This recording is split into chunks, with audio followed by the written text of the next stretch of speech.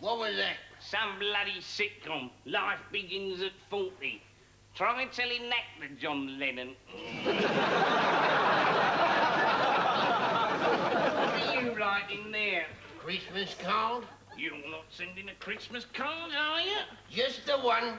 Queen Mum as usual. Oh, fair enough. What did it say? I've written her a little poem. Wipe that radiant smile off your face, you old witch! I couldn't get it to rhyme, though. I hate poetry. The only poem I've got any time for is Death the Leveller. What? I see number 43's curtains have been drawn for the week and there's a massive build-up of milk outside her door. I reckon something's gone tragically wrong there. Not as tragically wrong, though, as him next door. Teach him to use a fly, mate. Right through the lead. That's not funny. At the time, yeah, but not anymore, it ain't. His grass is growing out of control. It's sticking through our fence. Is it? I saw his wife in the garden yesterday. I said to her, oi, snap out of it. Get your bleeding grass cut. It's been dead 3 days. She didn't see me, though. I was hiding behind the fence. When's the funeral? Today. Good. Are they going to burn him or bury him? Up the chimney. Yeah, that's how I'd like to go. Have me ashes scattered in the old back garden when her next door's got her washing out. Take her weeks to get you out of her knickers. Yeah. Do you remember that time they asked us to feed their cat while they was away? We fit it all right. Get a Rottweiler down the road. Very messy. And then they rang up to say they was looking forward to seeing their little pussy again. Lucky we got it all on video. Talking of dogs, I reckon ours is on his last legs. Yeah, I shall miss him. He's good entertainment. Particularly since he went blind and we started moving the furniture around. Excuse me? Who's that? For a job week. Snivelling little git, why can't you do it for nothing? Can I go now, please? I've been here 2 weeks. No! Start on that loft conversion. I ain't giving him a bloody cylinder nothing. And don't forget to eat that course neither. Yeah. Do your tongue at that. And stop being so small. And mend those stairs. Snivelling little git, I hate that bathing pal. Yeah. Fancy popping round next door while she's still at the funeral and turning off the heating on her tropical fish tank?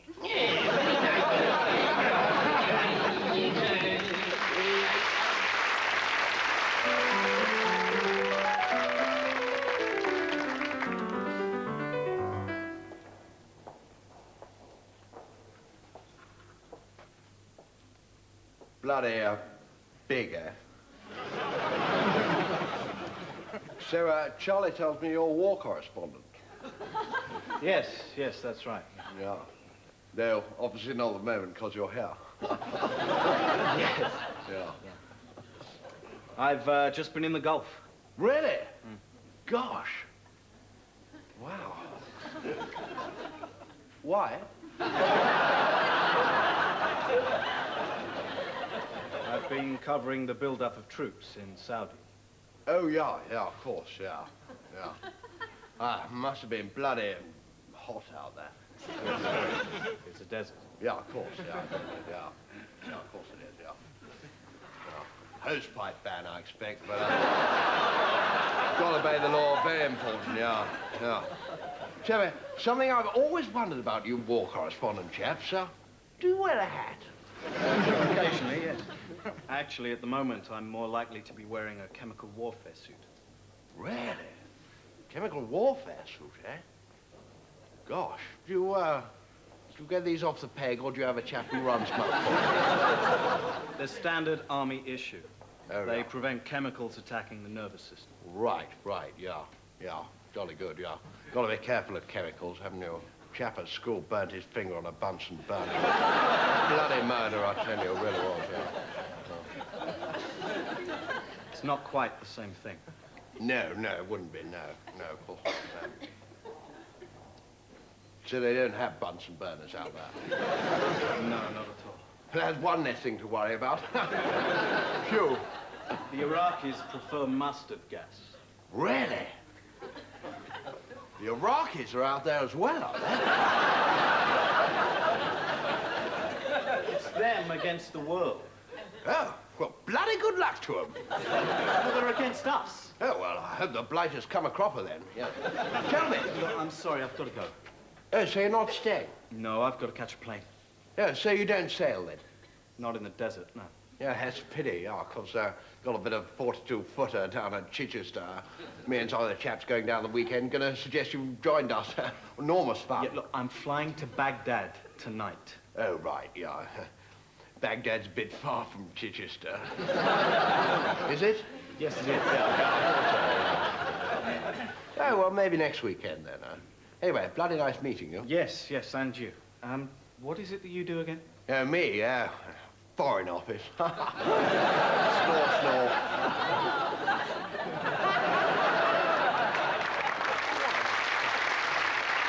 Bloody nice place. Oh, hello again. This is Miles Cholmondeley Warner issuing you an invitation to look at it this way. Now today, I'd like to present my dear friend, Mr. Grayson. Thank you for presenting me, Mr. Cholmondeley Warner. Now, Grayson has made for us the most informative and enjoyable film about what life will be like 50 years from now. So look here, Grayson, what's this film about? Well, it's a short, informal but informative film about what life will be like 50 years from now. Thank you. I see. That sounds most interesting. Well, that's enough chitter-chat from us. So now let's sit back and view. Life will be very different in the year 1990. Portable phones will be in common usage. Regional differences of speech throughout the British Isles will have been standardized. I see England won the football again, Angus. Good. After all, they are much superior to us, Gordon. That's right, Angus. Some more Dundee cake. Thank you. A glass of Scottish? Even the Welsh will have been successfully taught how to use inside lavatories. Great strides will have been made in health matters, with some of the things we know now found to have important medicinal qualities. Well, Mrs. Cummings, I'm afraid you have a very weak heart. Cigarette? So I'm prescribing you 5 pints and a bottle of whiskey a day. Learn to sleep.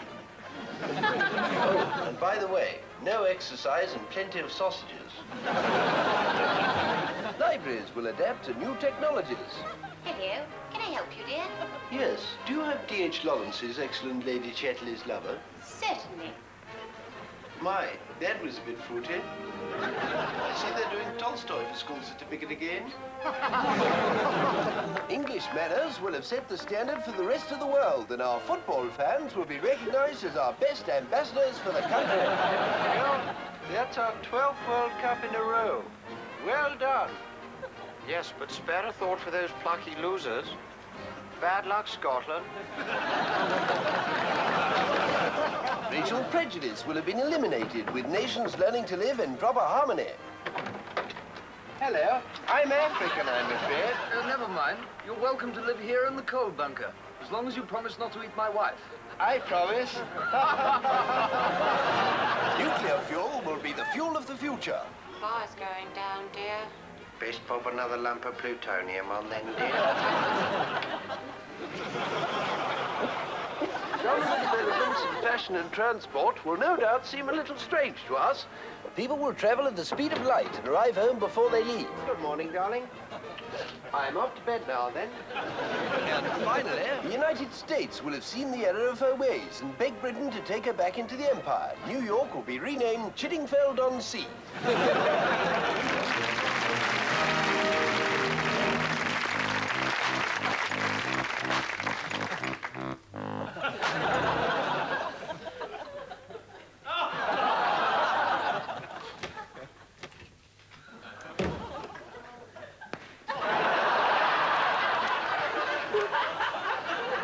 What's that for? My birthday.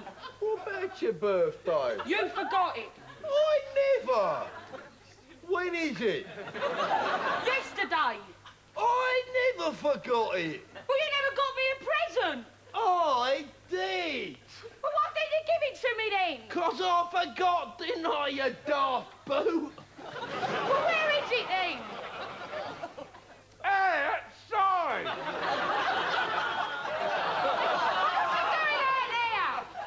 I couldn't bring it in here, could I? Why? 'Cause it's a bleeding car. We haven't got a car. We ain't. We haven't. We ain't. We haven't. Look, for you, for your bloody birthday, with love, all right?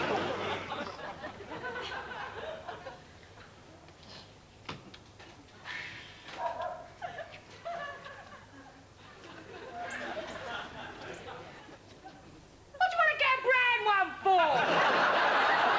It's the only colour they had. I don't like brown.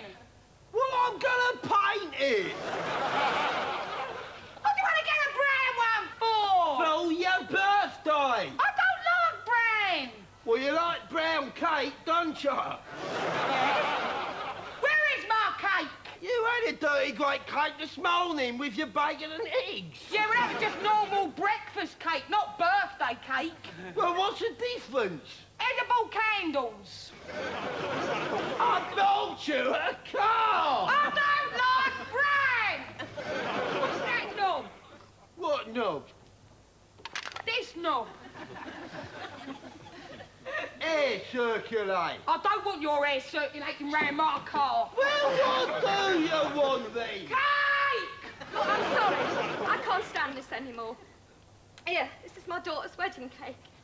It's taken me 2 weeks to make it. Have it and shut up.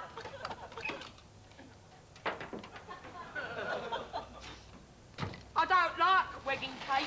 Yes, you know, chocolate cake. Brown. Yeah. Heard a nutter.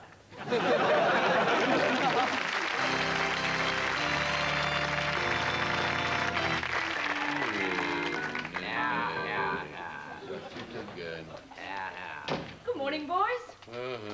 That's a very good point, Mrs. Housekeeper. 'Cause it is a good morning, a very good morning. And may I say, it's a very much better morning than any of the mornings we had when the member for Coldfield's East Party was in. That's all nonsense. Under a Labour morning, people used to get up whistling democratically. Yes, I'm sure they did. Now, what would you like for breakfast? What's the choice? Ah, well, you see, you said it yourself. You used the word choice. And there is a choice. And there is. And that's something that this Conservative government's given back to the people of this country after over 40 years of censorship. For the vast majority of ordinary working-class breakfast-eating, Labour-voting people, there has been no choice whatsoever. Well, the choice is porridge, bacon, sausages and eggs. Ah, well, you see, I believe you mentioned eggs, Mrs. Housekeeper. There's a good Conservative breakfast. What about black pudding? Boiled eggs with plenty of soldiers. I resent the implication that the Labour government would leave this country undefended at the time of a nuclear attack. No, if you disguise your ignorance and stupidity for just a minute, you would say that the facts of the matter are that under this government, my consumption of boiled eggs and soldiers has gone up by over 80% in real terms. Tremendous achievement, and my figure goes to prove it. Look, it'll all be cold by now. Do you want it or not? Well, it's a very important question, Mrs. Housekeeper, one that I fully intend to answer. Of course I do. Make no bones about that. But let me first say that the EEC... absolutely isn't it typical of you? You bring your blinkered socialist dogma into everything. Well, I'm not going to let you. I'm going to ignore you. I'm going to ignore you completely. Of course I am. Why, I eat my breakfast here in front of me, and a very nice breakfast it is, too. No, it isn't. And I'll tell you why it isn't, because there is no breakfast on the table. And there's nobody to make it for us either. Yeah. Well, there's only one thing for it, then. Regrettably, that is true. We'll just have to go out into the kitchen ourselves, form a committee to look into this grave non-appearance. I absolutely agree. And I'll be chairman. No, I absolutely disagree. No, I must be chairman. No, You must. no, we must elect him democratically. This is not a Stanley society. No, but it is a democracy.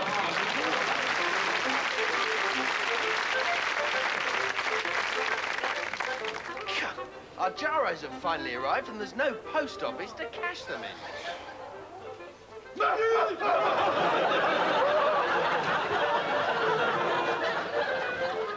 Still, at least there isn't a queue. Yeah. Typical. How come we always end up the last people in the queue? Still, we'll probably be here for hours now. Yes, we've certainly picked the wrong queue. Next. I'd like to cash this, please. Yeah, hang on a sec, mate. Oh, he probably won't come back. We might as well go.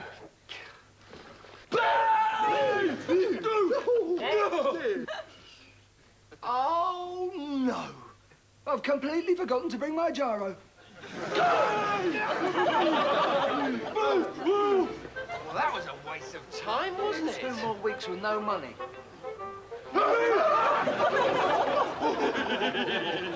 Well, the only thing that could stop us spending our money now is if we were hit by a speeding car.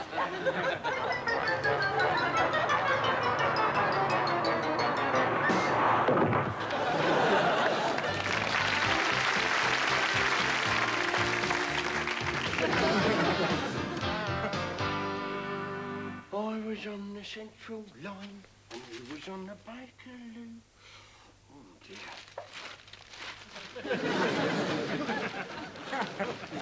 Sorry I'm late, lady. The alarm didn't go off. The train was late and I had to take the kids to school. I'm sorry, Lance, I don't believe you. No, it's true. I vividly... Lance, I woke you up at 7 o'clock this morning. You come in by car and you ain't got any kids. Oh, yeah, right. Oh, I remember. I had to go to the vet to get a prescription for the dog. I had to drop my mum off at the bus stop and there was an air traffic controller's dispute. No. No. I'll start again. The traffic on the M25 was diabolical. Never mind, Lance. Here, come and have a look at this. What? This. Look.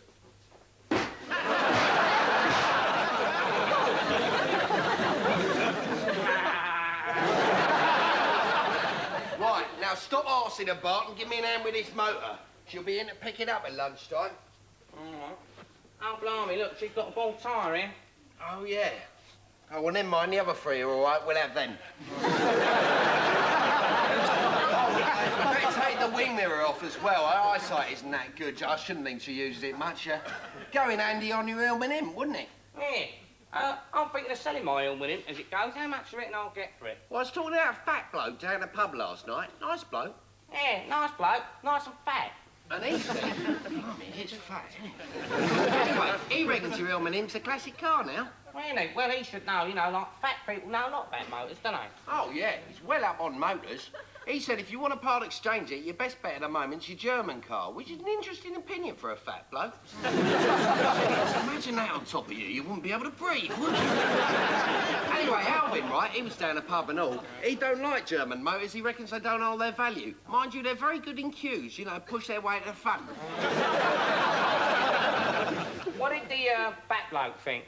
He prefers your Italian sports car. Blimey, imagine him on the bog. No wonder the seats are all busted down the pub. I bet he has to take someone with him to catch his bum when he undoes his trousers. Anyway, Alvin, right, he don't like your Italian cars. He lost £500 on his Alfa Romeo the other day. I bet that fat bloke wished he could lose £500. Blimey, the amount he sweats and all. Well, they do sweat more than us, don't they, fat blokes? It's part of their culture. Right, here he comes now. What's he doing here? Blimey, look busy. All right, Lee, Lance. Hello, fat bloke. Walk down the pub, bro. Mind if I use yours? Oh, we haven't got one. It's engaged. I'll use the one down the cafe. See you later. See you, fat bloke. See you, fat bloke. Nice bloke. Nice bloke, nice and fat. Now, you finished doing this door mirror yet? Yeah. Sun door? Yeah, good idea.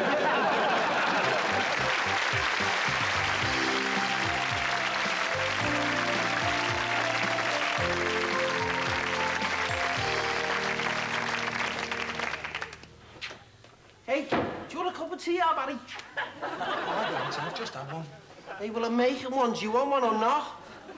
Jesus, do you have to make such a fuss about it? I'm not making a friggin' fuss about it. Well, make a cup of tea or don't. Just get off my friggin' back. Don't talk to me like that, or I'll bleed your friggin' neck, all right? Come on, calm down, calm down. It's only a cup of tea we're talking about here. Yeah, he's right, Sam. It's only a cup of tea. Yeah. What do you mean, yeah? This is a cup of tea we're talking about here. I know it's a friggin' cup of tea, don't I? You obviously don't you, yeah? You don't know nothing. Oh, yeah? You two break it. Look, what's all this about, Gary? You keep out of it, Barry. You telling me to keep out of it? Are you asking me whether I'm telling you to keep out of it? Yeah, I am. Hey, all right, you two, break it up, eh? What's going on here, eh? You asking me what's going on here? Yeah, a friggin' am. I'm gonna blast it in a minute. Oh, yeah, you just try it. Kettle's boiled. Oh, great. Tea, anyone? Yeah. I do. Look, don't start. Here we go, eh? All right, great. Nice cup of tea, eh? Yes. All right. Just what the doctor orders, eh? Hey. Pass the milk, yeah? You ordering me about? Yeah, what about it? Well, what about him, you, or what about you? All right. Yeah. Don't miss next week's edition of Breadside, in which Gary, Barry and Terry have an argument. The Palace of Righteous Justice, defenders of the law throughout the galaxy and fighters of evil in all its forms. Lawman, wielder of the mighty sword of Dauber. Cometh the Iceman, born of the frozen planet Arcturus with mighty ice-making powers. Fireman, whose fiery bolts of fire can cause fires. The most powerful of all, with the shape of a woman and the powers of a cat, she-woman cat-type thing. The Palace of Righteous Justice.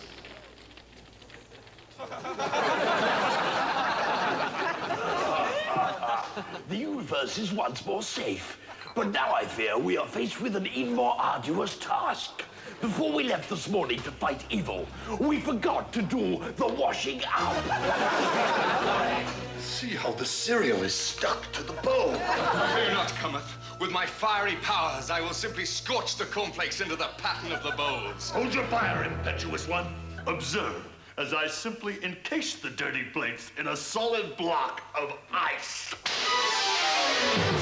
Then shall I bring forth the mighty sword of Dauber and pronounce this judgment on the filthy plates. Behold, the table has been split in twain. Hurrah! And now, by simply engulfing the entire palace in flames, I shall weld the two halves of the table back together!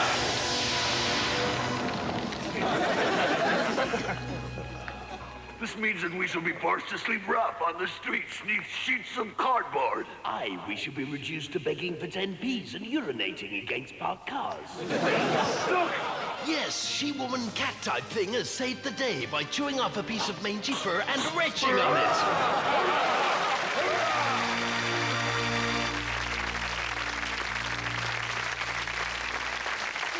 Oh, thanks. Let me just finish this bit. I don't want to leave a line. Okay. So. Only me? Hello, Dad. Just thought I'd pop round and have a look at your new place. I'm not stopped. You want to live in Hendon near me. That's why we moved from Hendon, Dad. Oh, you don't want to do that. What? You don't want to hang the coat up like that. What do you suppose he hooks for when it's at home, eh? Hey, you want to use a coat hook in all its actuality. Oh, well, I'm off. I'm not staying. Have a nice cup of tea. What's that you doing there? Painting. Oh, you don't want to do it like that. You don't want to use a roller. You want to use a paintbrush. It's much quicker. Oh, thank you. I don't mind. What's going on here, then? Pouring your tea. Oh, you don't want to do it like that. You don't want to put the milk in first. You want to put the tea in first and then the milk. Go on, you'll have to make another pot now. What colour's that supposed to be? It's pale blue. Pale blue? Pale blue? You don't want a pale blue in a room like this. You want a misty buff or a mint sunrise or an oak funnel. Here, I'll give you an hand. Hey, oh, just get this ladder.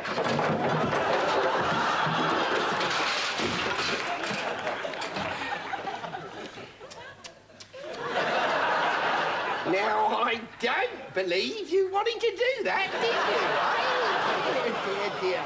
Oh, well, I'm off. Where's that tea? Here you are, Dad. That's 2 sugars. You don't want to do that. You always take 2 sugars. No, you want to let it brew for a while before you put them in. You'll have to do it again. Didn't want to do that. Is that an eggshell finish or a satin? Eggshell. Oh, you don't want an eggshell? I mean satin. You don't want a satin? Oh, yeah, look at that shelf. Look, it's all wonky. Oh, this one needs coming up a bit. I'll do it.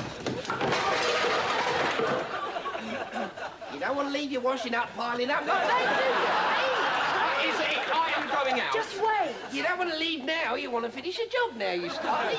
Dad, Hey? the next door neighbour's about to start mowing his lawn. What? At this time of day? With his slippers on?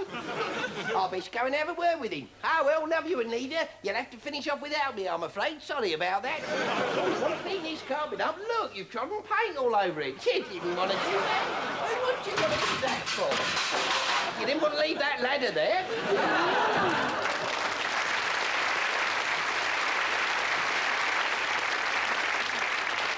Well done. I'm sorry, love. Only me! It's all right, everything's all right. I said to him, you don't want to cut your lawn now, you want to wait until I move in. What?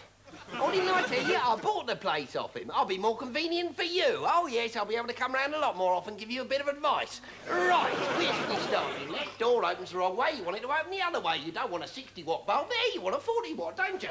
You want to knock that wall down. Oh, and look at that shelf. It's falling all over the place. You want to fix that? How about a nice cup of tea? Only me?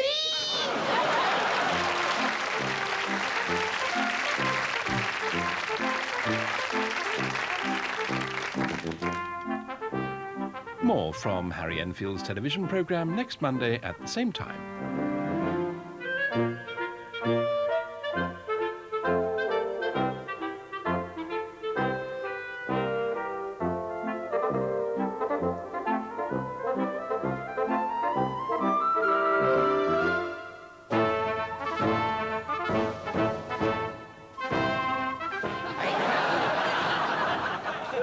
You lot didn't want to make a programme like this. You want to make a decent programme like pro-celebrity gardening.